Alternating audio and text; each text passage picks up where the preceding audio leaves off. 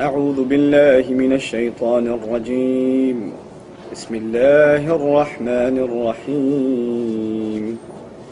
أتأمرون الناس بالبر وتنسون أنفسكم وأنتم تتلون الكتاب أفلا تعقلون واستعينوا بالصبر والصلاة وإنها لكبيرة إلا على الخاشعين.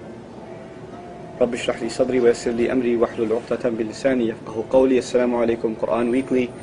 I'd like to share with you yet another reminder, this one particular to those of you that are involved in any sort of Islamic activity. You're volunteering at a Sunday school, at an Islamic school, you're helping out at the MSA, you're working in a youth group, you're helping put a conference together or bringing educational programs to your community, you're trying to help with a soup kitchen or a humanitarian cause, you're running a halaqah for the youth, etc., etc., etc. There's so many activities that many of you are involved in, and you're doing them for the sake of Islam. It also includes learning the deen and attending courses and things like that.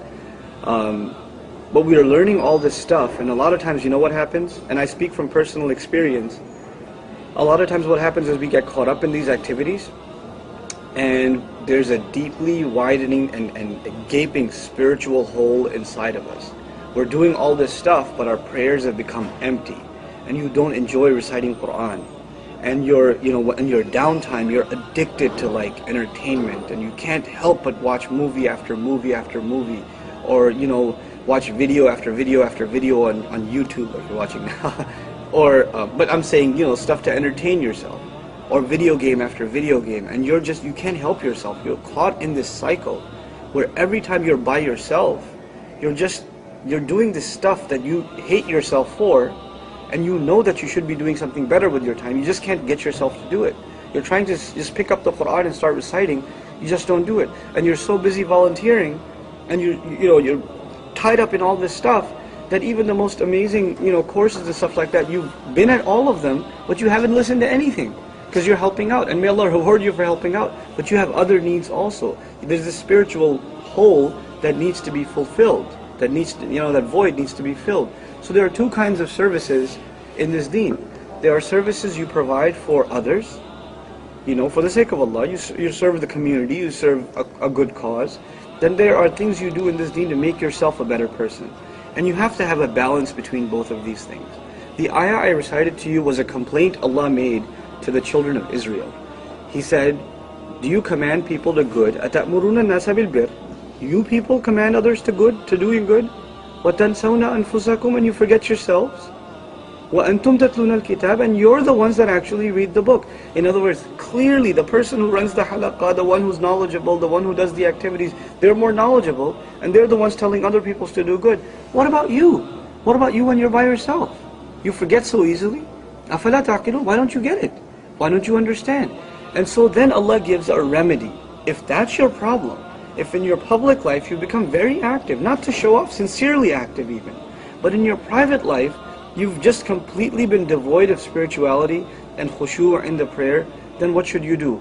وَاسْتَعِينُوا بِالصَّبْرِ. Number one, seek help from perseverance and patience. Be firm, be tough with yourself. Perseverance, part of the meaning really is being tough with yourself. Get yourself up and pray.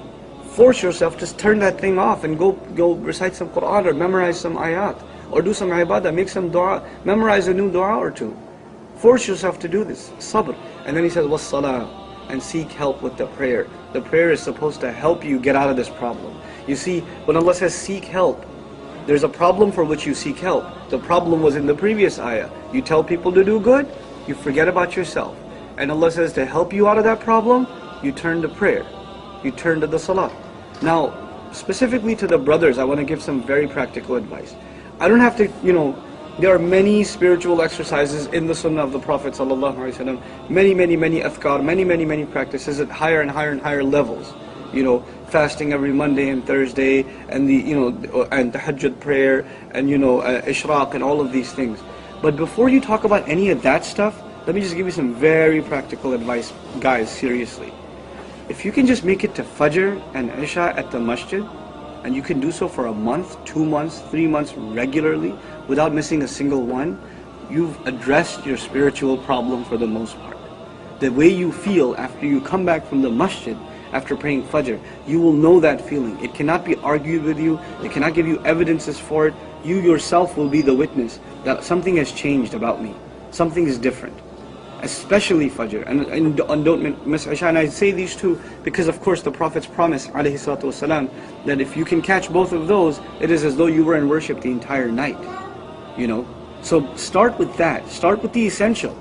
And then, we'll work our way up.